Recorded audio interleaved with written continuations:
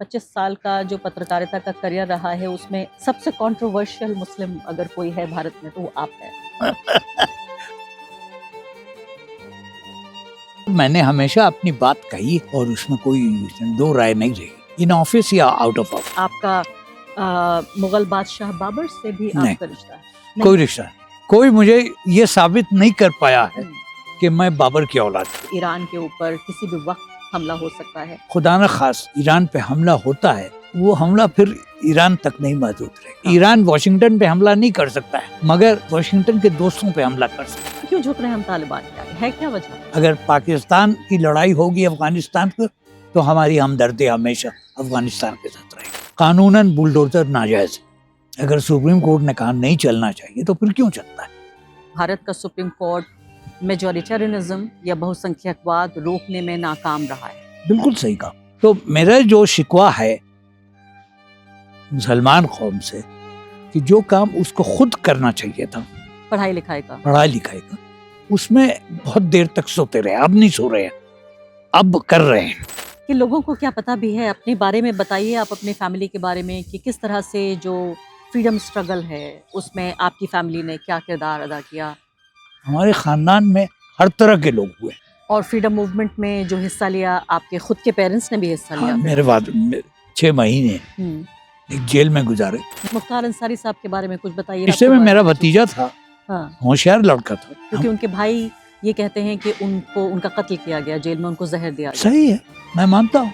इतने बड़े स्केल पर और इतने माइक्रो स्केल पर ये चीज़ें हो रही हैं, जो जुल्म ज्यादती हो रही है मुसलमानों के खिलाफ। और मुसलमान के अलावा मैं ईसाइयों की बात पे आ जाती हूँ। अभी क्रिसमस के मौके पे देखिए आप, रिकॉर्ड लेवल पर उनके साथ वायलेंस किया गया, चर्चों पर हमले हुए। इस कदर की मेरे कई जानने वाले लोगों ने जिनकी क्रिसमस की पार्टीज प्लान की, उन्होंने कैंसिल कर दी। मगर इन्हीं हजरात के बच्चे अब भी क्रिश्चियन स्कूल्स में जा रहे हैं जी, कॉन्वेंट स्कूल्स में जा रहे हैं। क्यों? ये दोगलापन जो है ये थोड़े दिन चलता है, ज्यादा देर नहीं चल सकता है। क्योंकि उनके भाई ये कहते हैं कि उनका कत्ल किया गया, जेल में उनको जहर दिया गया। सही है, मैं मानता हूँ। ऐसा हुआ है? हाँ, उनके भाई लोकसभा के मेंबर जी, वो रिकॉर्ड पे उन्होंने कहा है हाँ। कि मेरे भाई को जहर दिया हाँ, गया। सही कहा है ये बात। बहुत अरसे तक उनकी ख्वाहिश थी कि उनको यूपी के जेल में न डाले जाए, तो वो पंजाब के जेल में थे। मगर आखिरकार यूपी सरकार ने दबाव डाल के उनको वापस बुला लिया, और बुलाने के बाद खत्म हुए वो।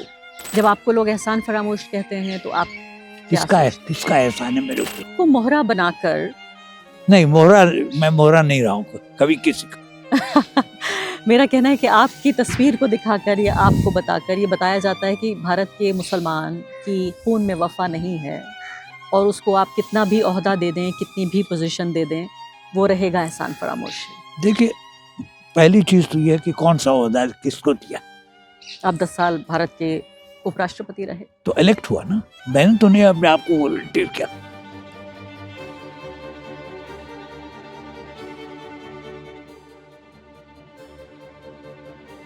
नमस्कार, इस खास पॉडकास्ट में आपका बहुत बहुत स्वागत है। मैं हूं आरफा खानम शेरवानी। साल है 2026, नया साल, लेकिन समाज जिस तरह से बन रहा है, पूरी तरीके से दिशाहीन समाज, दिशाहीन राजनीति, दिशाहीन जो हमारी इकोनॉमी है वो भी हो गई है। इतिहास की बात देखें तो इतिहास को इस तरह से, न सिर्फ कि इतिहास बल्कि हमारी याददाश्त भी भुला देने की कोशिश हो रही है। ऐसे में हम एक ऐसे व्यक्ति के पास आए हैं जो जीता जागता नमूना है, अपने अंदर पिछले 70-80 साल का इतिहास लेके बैठे हैं। वो एक ऐसा व्यक्ति जो खुद और उनके पिता पूरे परिवार को अगर हम देखें, न सिर्फ कि 2-3 बल्कि 5-7 पीढ़ियों तक भी, तो इसी मुल्क की सरजमीन में उनकी अलग अलग पीढ़ियों ने सांस लिया और योगदान दिया। मेरे साथ इस वक्त हामिद अंसारी साहब मौजूद हैं। बहुत बहुत शुक्रिया। सबसे पहले तो हामिद अंसारी साहब, मुझे आपका इंट्रोडक्शन करते हुए ऐसा लग रहा है कि एक फ्रेज़ होता है कि ये सूरज को दिया दिखाना जैसा, लेकिन फिर भी बहुत सारी हमारे जो यंग लोग हैं वो नहीं जानते वो गांधी जी। और अगर सूरज ना हो तो तब तो दिया दिखाना ही पड़ेगा। बहुत अच्छी बात आपने कही। और हमारी नई पीढ़ी इस तरह से बड़ी हो रही है कि वो गांधी जी के बारे में भी नहीं जानती, वो तो नेहरू के बारे में भी नहीं जानती। तो इसलिए कुछ लाइनें मैं आपके इंट्रोडक्शन के तौर पर खासकर उस यंग पीढ़ी के लिए मैं बताना चाहूँगी कि मोहम्मद हामिद अंसारी साहब जो हैं वो बहुत ही एक तरह से डिस्टिंग्विश उनकी पॉलिटिकल फैमिली है। गाज़ीपुर से, खासकर उत्तर प्रदेश से उनका ताल्लुक़ है। आपकी पैदाइश गाज़ीपुर में हुई? नहीं, मेरी पैदाइश कलकत्ते में हुई। कलकत्ता में हुई आपकी पैदाइश, लेकिन आपकी फैमिली बैकग्राउंड गाज़ीपुर का है। मैं आपके गाँव भी जा चुकी हूँ, वहाँ जाकर भी मैंने देखा। अच्छा। जी हाँ, वहाँ भी मैंने देखा। और इसके अलावा इनकी पहचान सिर्फ कांग्रेस पार्टी से जो कनेक्शन है वो भी मैं आपको बताऊंगी, लेकिन इससे पहले जो एक बड़े सूफी संत अब्दुल्ला अंसारी साहब, हेरात। जी हाँ, उनसे आपके कौन होते हैं अब्दुल्ला अंसारी? खानदान तो वहीं से आया, मगर 600-700 साल पहले। 700 साल पहले। और एक ऐसी बात जो मैं कहूँगी, और आप मुझे दुरुस्त कीजिए अगर ये बात सही ना हो, कि आपका मुगल बादशाह बाबर से भी आपका रिश्ता है? कोई रिश्ता नहीं। कोई मुझे ये साबित नहीं कर पाया है कि मैं बाबर की औलाद हूँ। लेकिन बाबर की औलादें हिंदुस्तान में तो होंगी, जाहिर है। कोई नहीं होगा कि 10-20 आदमियों को लेके आया था। तो ये जो आपकी बायोग्राफी जिसने लिखी है, या विकिपीडिया पे खासकर जो आपका इंट्रोडक्शन है, ये दुरुस्त नहीं है, बाबर से आपका कनेक्शन नहीं है? बिल्कुल नहीं। जी हाँ। इसके अलावा फिर आपके नाना कांग्रेस पार्टी के प्रेसिडेंट हुआ करते थे? नहीं, वो मेरे वालिद के भाई थे, मगर उम्र में बहुत फर्क था। अच्छा, वालिद के भाई थे आपके? भाई थे, और वो 1927 में कांग्रेस के प्रेसिडेंट थे। जी हाँ। तो मुख्तार अहमद अंसारी साहब का हम जिक्र कर रहे हैं। जी हाँ। तो ये फ्रीडम जो मूवमेंट रहा, उसमें आपके परिवार का बड़ा योगदान रहा, इस बात को भी लिस्ट किया जाना बहुत ज़रूरी है। 88 साल के आप हो चुके हैं, करियर डिप्लोमेट हैं। और मैं जब पिछले लगातार 2-3 महीनों में मैं ईरान पर चर्चा कर रही थी, अफ़गानिस्तान पर चर्चा कर रही थी, और सबसे बड़ी बात तो यूनाइटेड स्टेट्स पे चर्चा कर रही थी कि आखिर डोनाल्ड ट्रंप को हमारे प्रधानमंत्री से समस्या है तो है क्या? तो ये तमाम जब सवालात हमारे सामने आते हैं तो बहुत कम लोग ऐसे हैं जिसका जवाब दे पाएँ कि आखिर जो हो रहा है वो क्यों हो रहा है, वो कैसे हो रहा है। और आपकी इन तमाम पहचानों के अलावा आपकी पहचान एक ये भी है कि आप एक भारतीय मुसलमान हैं। और मुझे लगता है कि मेरे 25 साल का जो पत्रकारिता का करियर रहा है, उसमें सबसे कंट्रोवर्शियल मुस्लिम अगर कोई है भारत में तो वो आप है। ये सही है बात? ये दर्जा मुझे नहीं मालूम है। मेरे ख्याल में बहुत कंट्रोवर्शियल मुसलमान है, मगर मैंने हमेशा अपनी बात कही है और उसमें कोई दो राय नहीं रही, इन ऑफिस या आउट ऑफ ऑफिस। जी हाँ, लेकिन हाईएस्ट पब्लिक ऑफिस हाल ही में जिस व्यक्ति ने संभाला है, उनमें सबसे ज़्यादा विवाद आपके ऊपर हुआ। बहुत सारे लोगों को छोड़ दिया गया, उनके ऊपर बात करना बंद कर दिया गया, लेकिन आप खामोश यहाँ अपने घर पे बैठे रहते हैं, कुछ लिखते पढ़ते रहते हैं। घर बहुत अच्छा है। घर बहुत अच्छा है। आप सिर्फ अपनी किताबें लिखते हैं, कभी अखबारों में भी बहुत कम ही आप लिखते हैं, लेकिन आए दिन आपके नाम पे चर्चा होती है। क्यों होती है आपके नाम पे चर्चा? लोग चाहते हैं मुझे। लोग आपको चाहते हैं? बिल्कुल। अच्छी बात आपने कही। अब मैं आपसे पूछना चाहती हूँ, इससे पहले कि मैं बाकी जो राष्ट्रीय मुद्दे हैं उन पे मैं चर्चा करूँ, अंतर्राष्ट्रीय मुद्दे जो हमारे राष्ट्रीय मुद्दों को भी प्रभावित कर रहे हैं, उनमें सबसे बड़ा मुद्दा ईरान का फ़िलहाल है कि ईरान के ऊपर किसी भी वक्त हमला हो सकता है। अभी यूनाइटेड नेशंस में जो ईरान को सेंसर करते हुए एक रेजोल्यूशन पास कराने की कोशिश की गई, भारत ने उसके खिलाफ वोटिंग की। आप ईरान में भारत के राजदूत रह चुके हैं, इसे आप किस तरह से देखते हैं? नहीं, हमने जो फैसला किया है उस वोट पे सही किया, इसलिए कि हमारे ताल्लुकात ईरान से आज से नहीं है, बहुत पुराने, और उसमें हम फायदा हमको भी है उनको भी है, तो हम दूसरों के कहने पे क्यों जाए। लेकिन अमेरिका के कहने पे हमने तो उनसे तमाम कारोबारी रिश्ते लगभग ख़त्म कर दिए। चाबहार पोर्ट बनाने जा रहे थे, उस पर भी अब ये बात हो रही है कि नहीं बनाया जाएगा चाबहार। और फिलवक्त तो यही बात हो रही है, मगर पोर्ट बनने में टाइम लगता है। हमारा उसमें फ़ायदा है चाबहार में, इसलिए कि अगर वो रास्ता खुल जाता है तो यूरोप से तिजारत में हमें बहुत फ़ायदा होगा। लेकिन ईरान से कोई भी रिश्ता अमेरिका की नाराज़गी की बुनियाद पर हो रहा है, उसकी कीमत पर हो रहा है। इसको आप किस तरह से देखते हैं? अगर एक तराजू मैं आपको दूं और उसमें एक तरफ ईरान और दूसरी तरफ अमेरिका रखना हो, तो आप क्या करेंगे? देखिए, हमारी नज़र में ऐसा तराजू गलत होगा। ईरान अपनी जगह पे बहुत ही इम्पोर्टेंट मुल्क है, आज से नहीं है, सैकड़ों सालों से, और हमारे ताल्लुकात हमेशा ईरान से बहुत करीबी रहे। झगड़े भी हुए हैं हमारे। हिंदुस्तान जब बादशाहत हमारे यहाँ थी और ईरान में बादशाहत थी, तो झगड़ा कहाँ होता था? कद्दार पे होता था। हिंदुस्तान की सल्तनत आधे अफगानिस्तान पे रहती थी। इसीलिए मैंने हमेशा कहा है कि जिन लोगों को हम फॉरेन इन्वेडर अपनी किताबों में छपवाते हैं कि कोई लोदी है, कोई गजनी है, कोई ये है, ये सब हिंदुस्तानी लुटेरे थे, ये बाहर से नहीं आए थे। पॉलिटिकली ये कन्वीनियंट है कि साहब हुआ उन्होंने ये तोड़ दिया, वो तोड़ दिया, सब हिंदुस्तानी थे। अभी फिलहाल जो ये जंग चल रही है, जो होने हो सकती है, बताया जा रहा है कि बाकायदा वॉरशिप्स भेजे जा चुके हैं डोनाल्ड ट्रंप की तरफ से ईरान को। अगर आप उनकी जो मिलिट्री पावर है उसको, क्या आप अंदाज़ा है आपको कि इस वक्त ईरान कहाँ पर है? ईरान के पास जो पावर है बावजूद तमाम रुकावटों के, उनके लिए काफ़ी है, वो समझते हैं उनके लिए काफ़ी है। आपको क्या लगता है कि अगर मान लेते हैं अमेरिका हमला करता है तो क्या होगा? वो हमला फिर ईरान तक नहीं महदूद रहेगा, दूसरे भी उसकी लपेट में आ जाएंगे। और इसी वजह से जितने ईरान के पड़ोसी हैं, चाहे सऊदी अरब हो या खाड़ी के मुल्क हों, सब ने कहा है कि ये वक्त लड़ाई करने का नहीं है। इसलिए कि वो जानते हैं कि अगर खुदा न खासा ईरान पे हमला होता है तो ईरान का हमला इन छोटे देशों पे, चाहे वो बहरीन हो, कतर हो, वहाँ पड़ेगा, सऊदी अरब पे पड़ेगा। तो आप ये कह रहे हैं कि ये पूरी एक रीजनल वॉर बन जाएगी, यानी कि आप ये कह रहे हैं कि तमाम मुल्क, सऊदी अरब भी साथ आ सकता है ईरान के? साथ नहीं आएगा, मगर सऊदी अरब ने मुखालिफत की है कि हमला नहीं होना चाहिए। और कतर, जॉर्डन, ये तमाम मुल्क क्या सब ने एक ही बात कही है कि हमला मत कीजिए। और अगर मान लेते हैं हमला होता है तो क्या ईरान के साथ आएंगे? नहीं, ईरान के साथ नहीं आएंगे, मगर ईरान के जवाबी हमला इन्हीं लोगों पे होगा। अच्छा। ईरान वाशिंगटन पे हमला नहीं कर सकता है, जाहिर है, मगर इन वाशिंगटन के दोस्तों पे हमला कर सकता है। तो यानी जो आप कह रहे हैं कि जो इनके बेसिस हैं, जो मिलिट्री बेस है अमेरिका के, उन पर हमला करेगा। जैसे पिछली बार हमने देखा कि ईरान के जो एटमी ठिकाने थे उन पर जब हमला हुआ तो कतर में हमला किया ईरान। बिल्कुल बिल्कुल, वो होगा। वो तो एक इब्तिदान चीज थी उनको बताने के लिए कि वो आप कर सकते। सब जानते हैं कि ईरान के पास क्या कैपेसिटी है हवाई हमला करने की।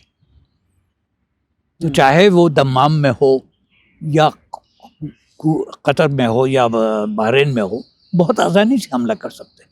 और लेकिन ये लिमिटेड नहीं रहेगी वॉर। अब मैं आगे आना चाहती हूँ और आपसे, इससे पहले कि मैं अफ़गानिस्तान के बारे में पूछूं कि कैसे इस पूरे खित्ते में आप देखिए तो बांग्लादेश, श्रीलंका, पाकिस्तान, नेपाल, इस पूरे इलाके को मिला लिया जाए तो ऐसा लगता है कि हमारा सिर्फ एक दोस्त बचा है अब, और वो है अफ़गानिस्तान, और जो है तालिबान। तो ऐसा लगता है कि भारत का जिसको हम हिंदुस्तान में घुलने नहीं दे रहे। हाँ हाँ। देखिए, सीधी बात ये, दोस्ती दूर दराज मुल्कों से होती है तो बहुत अच्छी बात है। अर्जेंटीना से हमारे ताल्लुकात बहुत अच्छे, इसलिए कि लेना देना कितना जो भी है कम है, मगर पड़ोस के इर्द गिर्द के जो, उनके साथ तो मिलके रहना ही है। दो तरीके हैं, या लड़के रहेंगे या कोऑपरेट करके रहेंगे। तो जितने पड़ोस के मुल्क हैं, चाहे अफगानिस्तान हो, कुवैत हो, इराक हो। अब आपने शायद ये खबर देखी हो कि जब ये अभी कुछ दिन पहले ईरान में जुलूस निकल रहे थे बहुत, इराक से लोग आए थे लड़ने के लिए ईरान के साथ। इसलिए कि इराक की आबादी जो है उसमें ईरान की हमदर्दी बहुत है, बावजूद इसके कि बहुत लंबी लड़ाई हुई। अवाम में हमदर्दी है, अवाम में। हुकूमतों में दुश्मनी हो सकती है लेकिन अवाम में हमदर्दी है। बिल्कुल। इसकी एक वजह यह भी है कि इराक में भी एक बड़ी शिया पॉपुलेशन है, 60%। 60% पॉपुलेशन शिया है। और इराक का नया कॉन्स्टिट्यूशन जो बना है उसमें अब ये लिखा गया है कि प्रेसिडेंट शुमाली खित्ते से होगा, यानी कुर्दिश होगा, और असेंबली का स्पीकर जनूबी खित्ते से होगा, वो सुन्नी होगा, और प्राइम मिनिस्टर कौन होगा? शिया होगा। वाह। तो आखिरकार एक तरह से मैं कहूँगी उनका कर्ज, एक ड्यू जो है मिल रहा है शिया कम्युनिटी का। मैं वापस अफगानिस्तान पे आना चाहती हूँ। भारत में जब भी किसी मुसलमान को पे हमला करना होता है तो कहते हैं कि बड़े तालिबानी बन रहे हो, बड़ी तालिबानी जहनियत है तुम्हारी। और सही भी है कि एक तरह से बड़ी ही रेडिकलाइज्ड ग्रुप ये रहा है इसको अमेरिका से लेकर यूएन तक टेररिस्ट ऑर्गेनाइजेशन कहा गया। तो अब एक तरफ भारत में तालिबान को लेकर, उनकी सोच को लेकर इस तरह का क्रिटिसिज्म, और दूसरी तरफ हमने देखा कि तालिबानी मिनिस्टर जब यहाँ पर पहुँचे तो इस हद तक झुक गया भारत कि विमेन जर्नलिस्ट जो हैं उनको कमरे से बाहर कर दिया कि सिर्फ मर्दों की पूरी महफिल बना दी। मगर दूसरे दिन उनको अक्ल आ गई। लेकिन क्यों झुक रहे हैं हम तालिबान के आगे, है क्या वजह? खट्टर किस्म के लोग हैं, उनकी सोच जो है वो बहुत महदूद है। नहीं, हम तालिबान के आगे क्यों झुक रहे हैं? तालिबान तो नहीं हमारे बदले। ताल्लुकात है, नहीं, हम पड़ोसी तालिबान तो मुल्क नहीं है, और क्या करेंगे? लेकिन ये इतना देखिए, आसान नहीं है। हिंदुस्तान, हाँ, अफगानिस्तान और बीच में पाकिस्तान। अगर पाकिस्तान की लड़ाई होगी अफगानिस्तान को, तो हमारी हमदर्दी हमेशा अफगानिस्तान के साथ रहेगी। तो आपको लगता है कि ये दोस्ती स्ट्रेटेजिक है? बिल्कुल स्ट्रेटेजिक है, कोई दो राय नहीं है। मगर अफगानिस्तान में हिंदुस्तान का इन्फ्लुएंस बहुत है, तिजारत बहुत होती है। वहाँ पे एक सिख कम्युनिटी है जो कि खुदा जाने कितने सालों से आ रही है। काबुल के बाजार में जाइए तो जितने मनी लेंडर्स हैं सब हिंदुस्तानी हैं। और आगे बढ़ने से पहले एक अदना सी गुजारिश कि आप मेंबर बनिए मेरे चैनल का आरफा खानम शेरवानी।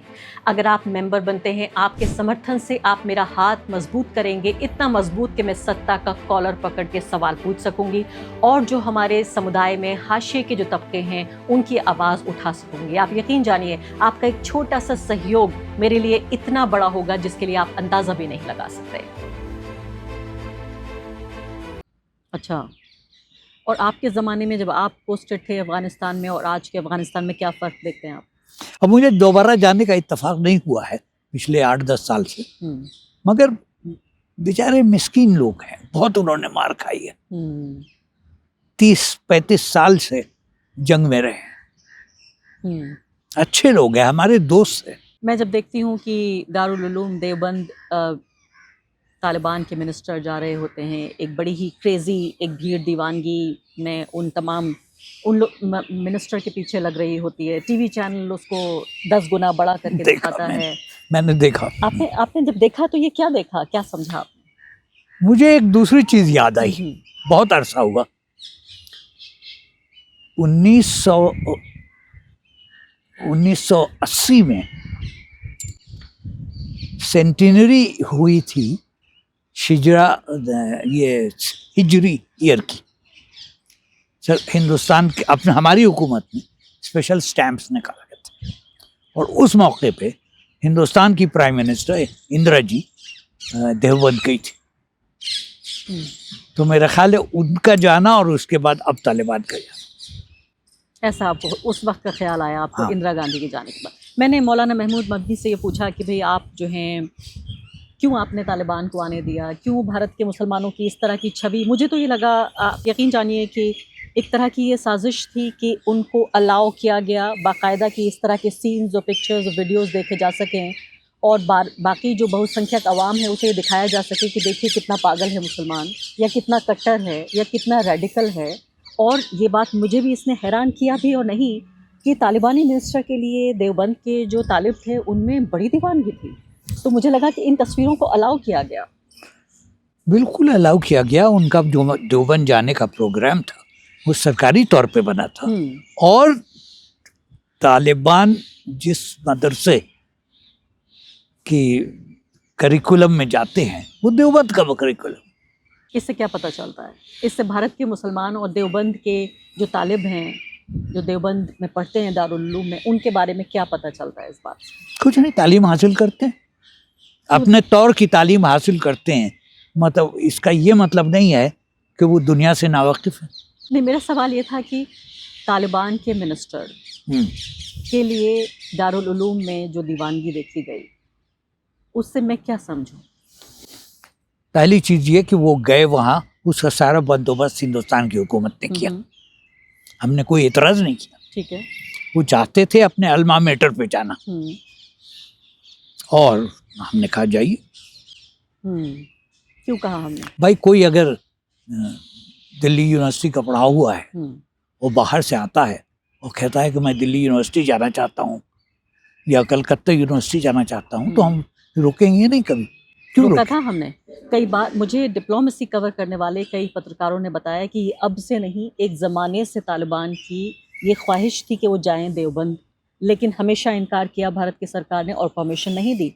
ये अचानक न सिर्फ कि परमिशन दी गई, बल्कि उत्तर प्रदेश की पुलिस किस तरह से उनके कदमों में बिछ गई और पूरा एक स्टेट का ये बाकायदा कार्यक्रम किया गया। ये खामोशी से भी हो सकता था कार्यक्रम, अगर उन्हें सिर्फ अपने अल्मा मेटर से मिलना था, लेकिन इन तस्वीरों को, वीडियोस को इसका अलाउ मतलब किया ये कि हमारे यहाँ सियासत खत्म नहीं हुई और जो चीजें हमारे हक में है, जिनसे हमको कोई नुकसान नहीं होता है, हम उनसे अपने आप को दूर नहीं रखें।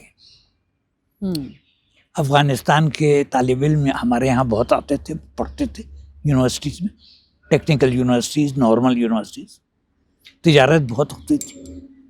तो आप सपोर्ट करते हैं इस बात को, गवर्नमेंट ने ठीक किया, आप ये कह रहे हैं? बिल्कुल ठीक किया, बिल्कुल अच्छा, ठीक किया। आप ये भी कहने की कोशिश कर रहे हैं कि पाकिस्तान के खिलाफ एक तरह से पाकिस्तान को चिढ़ाने के लिए हम अफगानिस्तान से ज़्यादा करीब जा रहे हैं? देखिए, पाकिस्तान और अफगानिस्तान का जो रिश्ता था वो शुरू से गड़बड़ था। जब पाकिस्तान बना तो अफगानिस्तान ने उसको रिकॉग्नाइज नहीं किया। 1 साल या 2 साल तक वो यूएन में उनसे अलग रहते थे। तो उनका झगड़ा दूसरा है, इसलिए कि वो वही झगड़ा है जो अंग्रेज तमाम इस इलाके में छोड़ गए थे कि बाउंड्री कहाँ है। तो अंग्रेज ने कहा कि डूरेंट लाइन बाउंड्री, अफगानिस्तान कहता है डूरेंट लाइन क्या चीज़ है, डूरेंट एक अंग्रेज था, वो मर गया। और देखिए, मैं आपको एक चीज़ बताऊं, जब रूसियों ने अफगानिस्तान पे हमला किया था 1978 या 79 और छा गए थे अफगानिस्तान, मगर बगावत भी हो रही थी। उसके कुछ दिनों बाद इंदिरा जी मॉस्को गई थी और उस वक्त के जो सोवियत लीडर थे ब्रेजनेव, उनसे उन्होंने पूछा कि आपकी क्या राय है, हमारे ताल्लुकात अफगानिस्तान से हैं, मगर ये आपकी फौज वहाँ पहुँच गई है, तो हमको क्या करना चाहिए। और इंदिरा जी ने उनसे कहा कि आपकी फौज जिस रास्ते से अंदर दाखिल हुई थी उसी रास्ते से बाहर निकल आता। तो हमारे ताल्लुकात बहुत साफ रहे हैं अफगानिस्तान के साथ, कभी कोई उसमें 2 राय 3 राय नहीं होती।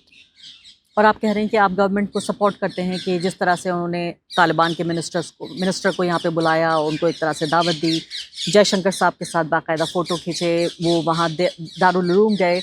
अब मैं दर्शकों से वादा यहाँ पे ये कर रही हूँ कि हम राष्ट्रीय राजनीति पर एक ही पल में आएंगे, लेकिन एक बहुत अहम सवाल है और मुझे लगता है कि हामिद अंसारी साहब से बेहतर शायद नहीं हो सकता इस बात का कोई जवाब देने के लिए। तमाम लोग ये इस सवाल का जवाब ढूंढ रहे हैं कि ये डोनाल्ड ट्रंप जब से दोबारा राष्ट्रपति बने हैं, 1 साल हो गया इनको, 36 का आंकड़ा रहता है नरेंद्र मोदी जी से, इनका क्या मसला है ये?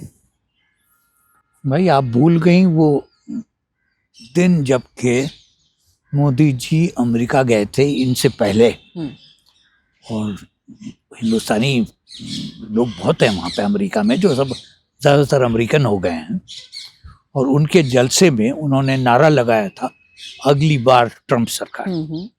याद है। बिल्कुल। तो फिर क्या? नहीं, तो अब मसला क्या है? क्यों लगातार 50-52 बार वो हमारे प्राइम मिनिस्टर को ह्यूमिलिएट कर चुके हैं?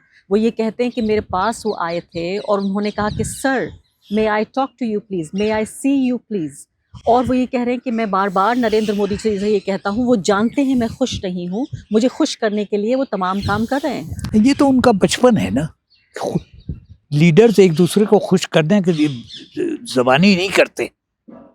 भाई, आप कुछ कर दीजिए उनके लिए या वो आपके लिए कुछ कर दे, दोस्ती ऐसे ही होती है ना। नहीं तो दोस्ती है, हमारे प्राइम मिनिस्टर और डोनाल्ड ट्रंप के बीच दोस्ती है, बातचीत है, इससे ज्यादा की जरूरत नहीं।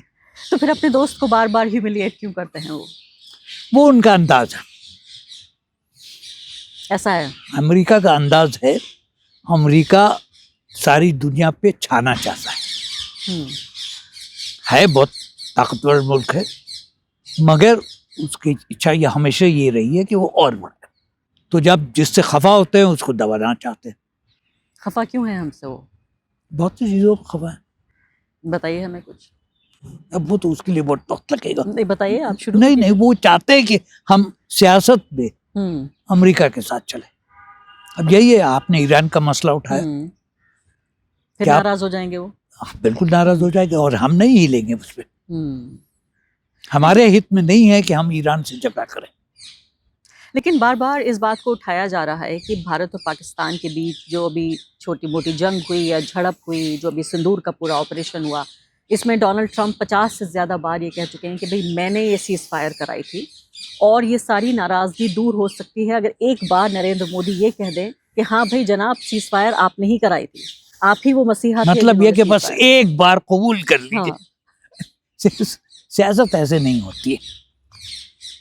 हम्म। ट्रम्प साहब बुद्धू नहीं है, मगर उन्होंने अपने मन में ये बात गढ़ ली है कि उन्होंने करवाई, और किया भी होगा, मुझे नहीं मालूम, हकीकत का इल्म मुझे नहीं है। मालूम तो होगा आपको। नहीं, मुझे नहीं मालूम, मैं प्राइवेट सिटीजन हूँ, मुझे कोई इल्म नहीं।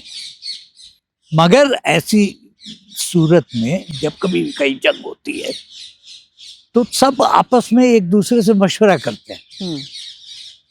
तो ये कहना कि साहब उस दौरान में दिल्ली और वाशिंगटन के बीच में टेलीफोन लाइन बंद थी, वो तो नहीं होता है। तो चलती रहती है, हर वक्त चलती रहती है। लेकिन एक जीती हुई, लगभग जीती हुई जंग को हमने अचानक ये कह दिया, हमने भी नहीं कहा, डोनाल्ड ट्रंप ने अनाउंस किया अपने ट्विटर पे कि भाई देखिए सीज फायर ये हो गया है, और उसके बाद सीज फायर हो गई, सारी बमबारी बंद हो गई। तो आप मुझे बताइए फिर हुआ क्या? हमारी फौज को जो करना था उन्होंने कर लिया, उसके आगे नहीं जाना चाहते थे, बस। ये अमेरिका के दखल से हम रुके?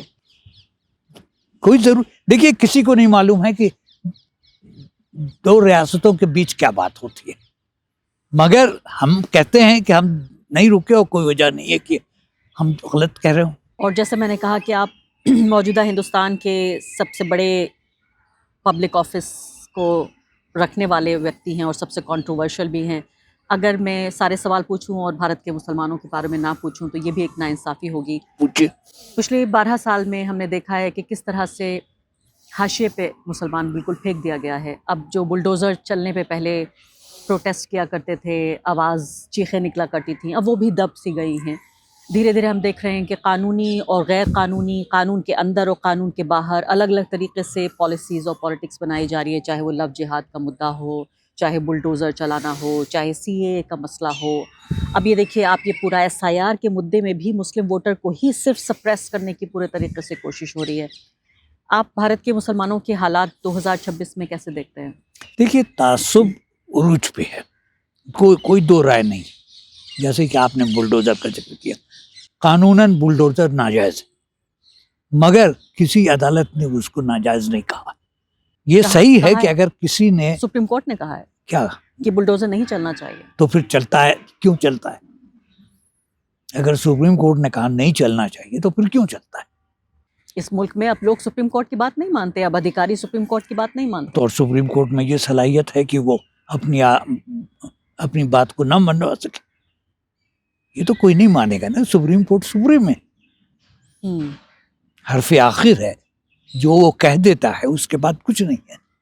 मौलाना महमूद मदी ने एक इंटरव्यू में मुझसे कहा हाल ही में, उन्होंने कहा कि भारत का सुप्रीम कोर्ट मेजॉरिटेरियनिज्म या बहुसंख्यकवाद रोकने में नाकाम रहा है। सही कहा उन्होंने, बिल्कुल सही कहा, इसमें कोई दो राय नहीं है। देखिए, जो आपका दूसरा सवाल था कि इसका असर हिंदुस्तान की मुसलमान अक़लियत पे क्या पड़ रहा है, जो चीज़ वाज़ेह हो रही है और मेरा ख्याल है धीरे धीरे लोग समझ रहे हैं उसको, कि आप अपना काम अपने तरीक़े से कीजिए, अपने पैरों पे खुद खड़े होइए, दूसरों के सहारे मत खड़े रहिए। कुछ चीज़ें हैं जो कि हर कम्युनिटी को खुद करनी चाहिए, हर इंडिविजुअल को खुद करना चाहिए। मेरा बच्चा अगर तालीम नहीं पाता है तो कसूर किसका है? मेरा है। मगर कुछ चीज़ें हैं जो कि हुकूमत से तवक्को है, वो सही है। मुझे लगता है ये बड़ा ही प्रिविलेज पॉइंट ऑफ व्यू है हामिद अंसारी साहब। मैं माफ़ी चाहती हूँ आपसे, मैं डिसएग्री करती हूँ, क्योंकि आप ये देखिए कि 20-22 करोड़ मुसलमानों में बेशतर जो आबादी है वो गरीबों की है। एजुकेशन भी तो एक प्रिविलेज ही है। देखिए, हर पॉपुलेशन के हर तबके में यही सूरत है। गरीब सिर्फ मुसलमान नहीं है, गरीब सिर्फ हिंदू नहीं है, लेकिन गरीबों में जो बेशतर तादाद है वो मुसलमानों की है और बेशतर मुसलमान गरीब है। जब आप आंकड़े देखेंगे तो जो इकोनॉमिक इंडेक्स है वो बराबर सबकी तरफ है, थोड़ा ज़्यादा है कहीं कम है। तो मेरा जो शिकवा है मुसलमान कौम से कि जो काम उसको खुद करना चाहिए था, पढ़ाई लिखाई का, उसमें बहुत देर तक सोते रहे, अब नहीं सो रहे हैं, अब कर रहे हैं। पढ़ जाए तो नौकरी नहीं मिलती। देखिए नौकरी कभी ये सरकारी नौकरियां कितनी है 2%। तो फिर एक ये एक्सपेक्टेशन था कि साहब सरकारी नौकरी मिल जाएगी, पेंशन मिल जाएगी। अब न सरकारी नौकरी रही न पेंशन रही। अपने बलबूते पे काम कीजिए, बहुत से लोग हैं। मैंने पिछले साल नहीं 2 साल हुए, अमेरिका में एक फेडरेशन है ऑफ इंडियन साइंटिस्ट, उनका एक सालाना जलसा था। उन्होंने मुझे मदऊ किया था कि उनसे फंक्शन में बोलूं। मैं गया नहीं था, यहीं से बोला था। बड़े बड़े साइंटिस्ट मुसलमान हैं, हिंदुस्तान से गए हुए हैं। तो ये नहीं है कि अक्ल यहाँ नहीं है, तालीम यहाँ नहीं है, मगर कम है, दूसरों के मुकाबले में कम है। आपकी बात से मैं सिर्फ पार्शियली एग्री करती हूँ। आप देखिए हामिद अंसारी साहब, खासकर आप देखें the state of Uttar Pradesh, मैं वहीं से आती हूँ, आपकी भी जड़ें वहीं की हैं, आप बेहतरीन तरीके से उत्तर प्रदेश को समझते हैं। मैं वहाँ पूरा मेरी पैदाइश वहीं हुई, मेरी आधी ज़िंदगी वहाँ गुजरी, और अभी भी मैं अक्सर जब भी मुल्क का हाल चाल जानना होता है तो उत्तर प्रदेश चली जाती हूँ, क्योंकि पूरा मुल्क का भ्रमण करना तो आसान नहीं है। आप ये सोचिए कि इतने बदतरीन हालात हैं वहाँ पर कि बड़े बिजनेसेस पे हमला है मुसलमानों के, छोटे बिजनेसेस पे हमला है मुसलमानों के, मजदूरों पे हमला हो रहा है, जो लोग जानवरों का काम करते हैं उनको पालने पोसने का, उनके ऊपर हमला हो रहा है गौ हत्या के नाम पर। आप मीट का कारोबार नहीं कर सकते, आप आमतौर पे दुकान नहीं चला सकते। उत्तराखंड में पूरे के पूरे बाजार खाली करा लिए गए हैं। असम में हालत ये हो रही है कि डिटेंशन कैंप्स में मुसलमान रह रहे हैं। आपकी तालीम की बात से मैं सहमत हूँ, लेकिन इन सब बातों का क्या जवाब देंगे? उसका एक ही तरीका है, अपने पैरों पे खड़े होने की सलाहियत पैदा कीजिए, बस, और कुछ नहीं। आप इतना अच्छा घर बनाते हैं शानदार, आके बुलडोजर ढा देता है उसको।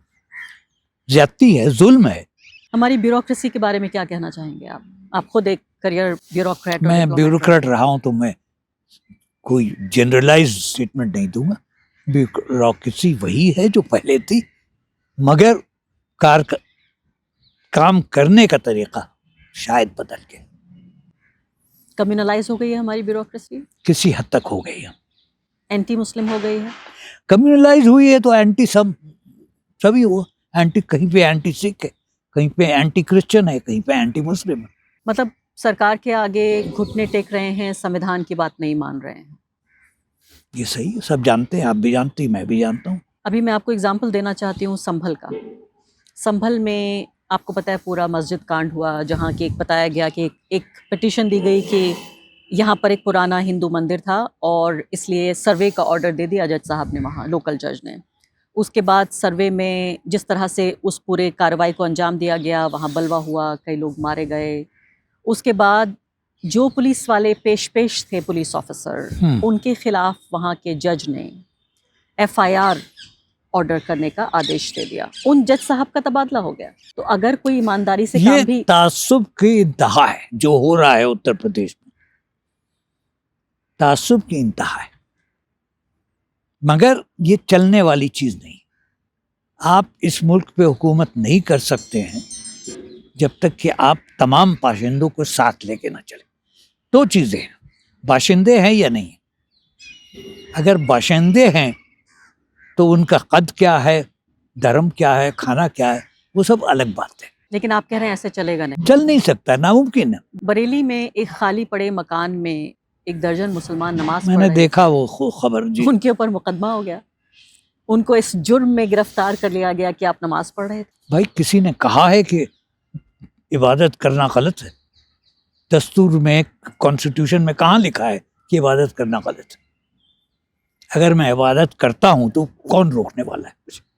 रोक रहे हैं आपके खिलाफ। मतलब आप ये सोचिए, दर्जन भर लोगों को गिरफ्तार किया गया और बताया गया कि 3 लोग जो हैं वो एब्सकॉन्डिंग हैं, भाग गए हैं। यानी एक जुर्म को उन्होंने अंजाम दिया, नमाज पढ़ने का जुर्म करके भाग गए फिर वो। तो मैजिस्ट्रेट ने उनको बेल दे दी, वो अलग बात है। इस पे पूरा नेशनल आउटरीच हुआ, वो अलग बात है। लेकिन बहुत सारी ऐसी खबरें हामिद साहब ना तो रिकॉर्ड हो रहे हैं वो वीडियो, ना वो केस दर्ज हो रहे हैं, ना मीडिया उनको रिपोर्ट कर रहा है, क्योंकि इतने बड़े स्केल पर और इतने माइक्रो स्केल पर ये चीज़ें हो रही हैं जो जुल्म ज़्यादती हो रही है मुसलमानों के ख़िलाफ़। और मुसलमान के अलावा मैं ईसाइयों की बात पे आ जाती हूँ। अभी क्रिसमस के मौके पे देखिए आप, रिकॉर्ड लेवल पर उनके साथ वायलेंस किया गया, चर्चों पर हमले हुए, इस कदर कि मेरे कई जानने वाले लोगों ने जिनकी क्रिसमस की पार्टीज प्लान थी उन्होंने कैंसिल कर दी। मगर इन्हीं हजरात के बच्चे अब भी क्रिश्चियन स्कूल्स में जा रहे हैं जी, कॉन्वेंट स्कूल्स में जा रहे हैं। क्यों? ये दोगलापन जो है ये थोड़े दिन चलता है, ज्यादा देर नहीं चल सकता है। नहीं, वो तो दोनों तरफ से चलता रहेगा। इधर बच्चे भी बीजेपी नेताओं के जाते रहेंगे कॉन्वेंट स्कूलों में, और दूसरी तरफ जो है वो चर्चों पर, ईसाइयों पे हमले भी होते रहे। चल नहीं सकता। देखिए, बेहतरीन एग्जाम्पल हमारे लिए सिख कम्युनिटी है। सरदारों ने अपने तमाम मामलात को इस तरह से निभाया है कि अब सरकार उनसे दूर रहती है। तरीका वही है, हर कम्युनिटी को वही चीज करनी चाहिए जो सिख कम्युनिटी कर रही है। बताइए क्या करना चाहिए? अपने बलबूते पर खड़े हो रहे थे, तिजारत करें, तालीम हो, कुछ हो, वो अपने पैरों पे खड़े, दूसरों को नहीं चाहिए। मुझे लगता है अंसारी साहब कि भेदभाव सिखों के साथ उतना नहीं है, क्योंकि सिखों को तो माना जाता है एक ग्रैंड हिंदू फैमिली, एक बृहत्तर हिंदू परिवार उसका एक हिस्सा है। अभी तो दिल्ली में, पंजाब में तो इतना नहीं होता, दिल्ली में तो बाकायदा सिखों और हिंदू समुदाय के बीच आराम से बाकायदा शादियां हो रही हैं, अरेंज मैरिजेस हो रही हैं। शादियां पहले भी होती थी, हमेशा होती थी। हाँ, लेकिन काफी हद तक उन्हें बहुत अलग नहीं माना जाता। उनको एक अलग रिलीजन का जैसे माना, ईसाई हैं या मुसलमान हैं या पारसी हैं, वो एक अलग माने जाते हैं। ये एक ग्रैंड जो हिंदू फैमिली है उसका एक हिस्सा माना जाता है। मुझे नहीं लगता उनको इतना डिस्क्रिमिनेशन सहना पड़ता है। उन्होंने बहुत सफर किया है, हम भूल गए। अच्छा। 1984 में क्या हुआ था, उसके बाद क्या हुआ था, मगर उन्होंने उसका जवाब भी निकाला है। मुझे तफसील से बताइए कि क्या नहीं, वो अपने बलबूते पे कर रहे हैं। सरकारी नौकरों की उनको तलाश नहीं है, व्यापार में है, भूख नहीं मांगते। आपको सरदार कोई भीख मांगते हुए नहीं मिलेगा। क्यों? इसलिए कि उनमें आपस में एक सेल्फ हेल्प जो चीज होती है वो बहुत है। मुसलमानों में नहीं है, नहीं है बहुत कम है। सच बात है, आप भी जानते, मैं भी जानता हूँ। वो 10 बार हज करने जाएंगे, मगर आप उनसे कहिए कि भाई एक कोई स्कूल है बच्चों का, उसके लिए चंदा देन नहीं देंगे। ये कैरेक्टर की कमजोरी है, और जब तक ये ठीक नहीं होगा कुछ नहीं हो सकता। ये आज की बात नहीं है। मुझे लगता है पिछले 20 साल से तो मैं आपको देख रही हूँ कि आप लगातार कम्युनिटी के अंदर जो रिफॉर्म्स होने चाहिए उस पर आप आवाज़ उठाते रहे हैं। जबकि आप खुद वाइस प्रेसिडेंट थे, तब भी आपने कई मंचों पे जाकर रिफॉर्म्स की भी बात की, आपने मज़हब के अंदर भी रिफॉर्म्स की बात की। उसकी उन बातों से मैं आपकी सहमत हूँ, लेकिन क्या आप ये भी कह रहे हैं कि भारत के मुसलमानों को भारत की सरकार से किसी भी तरह की उम्मीद नहीं करनी चाहिए, और अब इसको किनारे रखकर उन्हें ये समझना चाहिए कि सिर्फ वो अपने ऊपर हैं और अपने ही ऊपर मेहनत करके उन्हें आगे बढ़ना है? ये एक्सट्रीम पे जाने की जरूरत नहीं है। इधर और से काम नहीं चलता। जो काम सरकार से का करना था, करना चाहिए, उसके लिए सरकार से तवक्को रखना सही है। सड़क बनाना है, अगर सड़क नहीं बनेगी तो सब उसमें नुकसान उठाएंगे। तो जो काम सरकार का है उसके लिए सरकार से तवक्को रखिए, मगर इसकी तवक्को मत रखिए कि सरकार आपके लिए मुंह में चमचे से, ये नैरो माइंडेडनेस नहीं चलेगी। अब आपसे आखिरी कुछ सवाल मैं पूछना चाहती हूँ। एक तो आपके ऊपर पूछना चाहती हूँ। मेरे ऊपर? आपके ऊपर। सबसे विवादित मुसलमान, द अनग्रेटफुल मुस्लिम, आपकी जो ऑटोबायोग्राफी है उसमें कई बार इसकी झलक मिलती है कि आप इससे पूरी तरीके से बेपरवाह नहीं हैं। आपको अच्छी तरह से पता है कि आपके बारे में क्या बात होती है। आए दिन सोशल मीडिया पर आपके बारे में चर्चा होती है और बताया जाता है कि देखिए, भारत में कहा जाता है कि डिस्क्रिमिनेशन है, लेकिन कुछ लोग तो आपको पॉसिबिलिटी की तरह भी देखते हैं कि मुसलमान होते हुए भी आदमी इतना बड़ा करियर डिप्लोमेट हो सकता है, उसको अहम पोजीशंस मिल सकती हैं। यूनाइटेड नेशंस में आपकी पोजीशन से लेकर अलग अलग जगहों की बात होती है, लेकिन साथ साथ होता है। लेकिन देखिए, फिर भी इन्होंने ये कह दिया कि मुसलमानों के साथ नाइंसाफ़ी होती है। तो आप बड़े खुला कहा है, पर्दे में नहीं कहा है, जब मैं ऑफिस में था तब भी कहा, उसके बाद भी कहा। मगर मैंने वही बात कही है कि जो काम कौम को खुद करना चाहिए वो उसको करना चाहिए, वो नहीं कर रही है पूरी तौर पे, और जो सरकार को करना है वो सरकार करेगी। जब आपको लोग एहसान फरामोश कहते हैं तो आप क्या सोचते हैं? किसका एहसान है मेरे ऊपर? पैदा हुआ, स्कूल गया, मेरे वालिदैन ने मुझे तालीम दी, इम्तिहान में बैठा, कामयाब हो गया, सरकारी नौकरी मिल गई, उसके आगे क्या?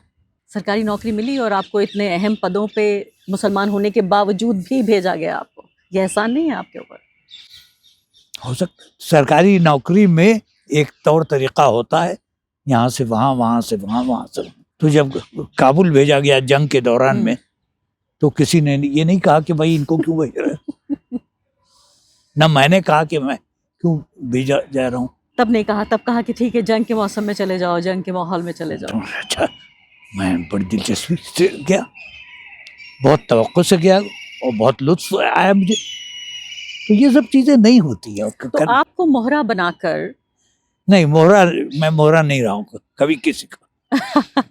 मेरा कहना है कि आपकी तस्वीर को दिखाकर या आपको बताकर ये बताया जाता है कि भारत के मुसलमान की खून में वफा नहीं है, और उसको आप कितना भी ओहदा दे दें, कितनी भी पोजीशन दे दें, वो रहेगा एहसान फरामोश। देखिए, पहली चीज तो ये है कि कौन सा ओहदा किसको दिया। आप 10 साल भारत के उपराष्ट्रपति रहे, तो इलेक्ट हुआ ना, मैंने तो नहीं अपने आप को वॉलंटियर किया। दूसरों ने कहा आपको हम कैंडिडेट बनाते हैं, बन जाइए, इलेक्शन लड़िए, इलेक्शन जीत गए, तो उसमें मेरा क्या कसूर? अभी ए.आर. रहमान ने अभी कहा था कि बॉलीवुड में तासुब है, डिस्क्रिमिनेशन हो रहा है मजहब के आधार पर।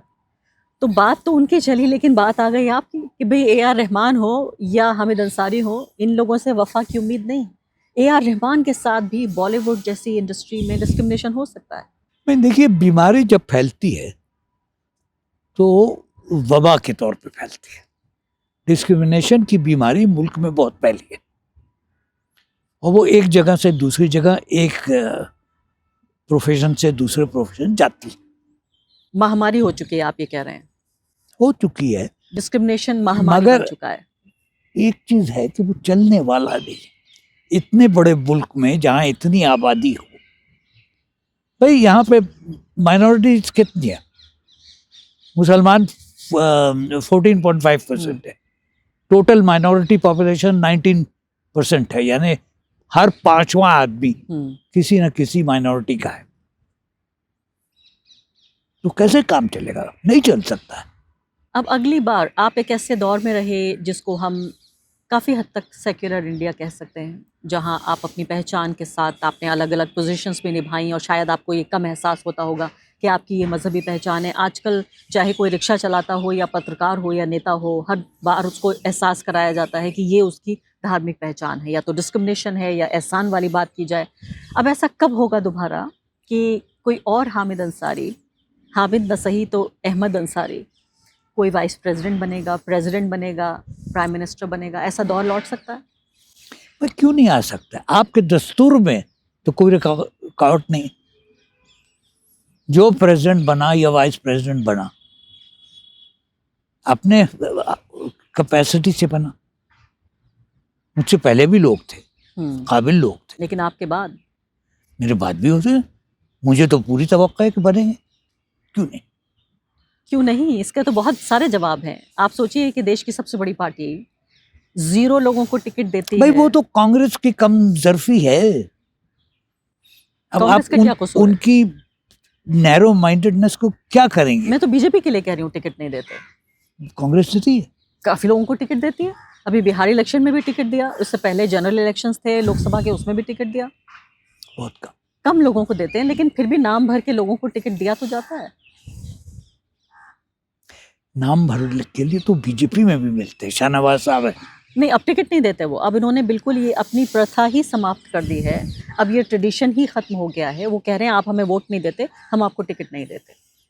मगर शाहनवाज साहब अब भी बीजेपी के मेंबर हैं।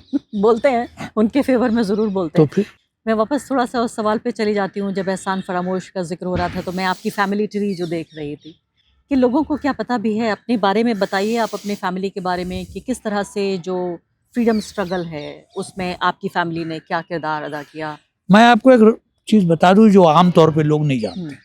हमारे खानदान में हर तरह के लोग हुए, कम्युनिस्ट भी हुए हैं, सोशलिस्ट भी हुए हैं,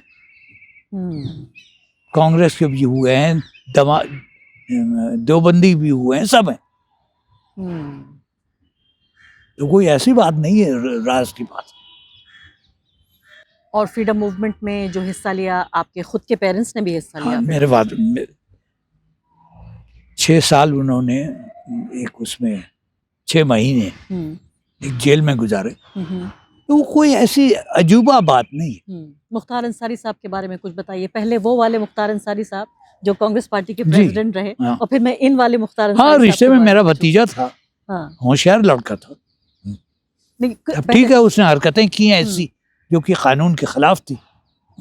और जेल में उनके साथ जो हुआ, अब जेल में क्या हुआ, किसके साथ होता है, क्योंकि उनके भाई ये कहते हैं कि उनका कत्ल किया गया, जेल में उनको जहर दिया गया। सही है, मैं मानता हूँ। ऐसा हुआ है? हाँ, उनके भाई लोकसभा के मेंबर। जी, वो रिकॉर्ड पे उन्होंने कहा है कि हाँ। मेरे भाई को जहर दिया गया। हाँ, सही कहा। सही कहा है ये बात। बहुत अरसे तक उनकी ख्वाहिश थी कि उनको यूपी के जेल में न डाले जाए, तो वो पंजाब के जेल में थे। मगर आखिरकार यूपी की सरकार ने दबाव डाल के उनको वापस बुला लिया, और बुलाने के बाद खत्म हुए वो। अवाम में आप उनका वो रुतबा देखी। मैं गई हूँ वहाँ पे, मैंने जाके देखा है। आपने गाजीपुर में। देखा है ना? जी जी, गाजीपुर में उनके जनाजे में कितने लोग गए थे। मैं ये सुन रहा हूँ कि अब जहाँ वो दफन किए गए हैं वहां पे अब उनका उर्स होगा। अब वो बड़े पीर माने जाएंगे, इसलिए कि वो मदद सबकी करते हैं। एक रॉबिन हुड की एक इमेज उनकी है कि वो है। जी, सही बात। 5 या 7 बार वो इलेक्शन जीते थे। तो इतनी आसानी से इस तरह से हुकूमत ने, पुलिस ने जेल में उनको जहर दे के मार दिया। देखिए, जेल के ऊपर आप रिसर्च कीजिए, आपको बहुत मटेरियल मिलेगा। क्या करेंगे? लेकिन वो तो कहा जा रहा है कि भाई योगी आदित्यनाथ जो हैं वो तो जो गुंडा राज है उसको समाप्त कर रहे हैं। अतीक अहमद, मुख्तार अंसारी, ये सबको खत्म कर दिया गया है।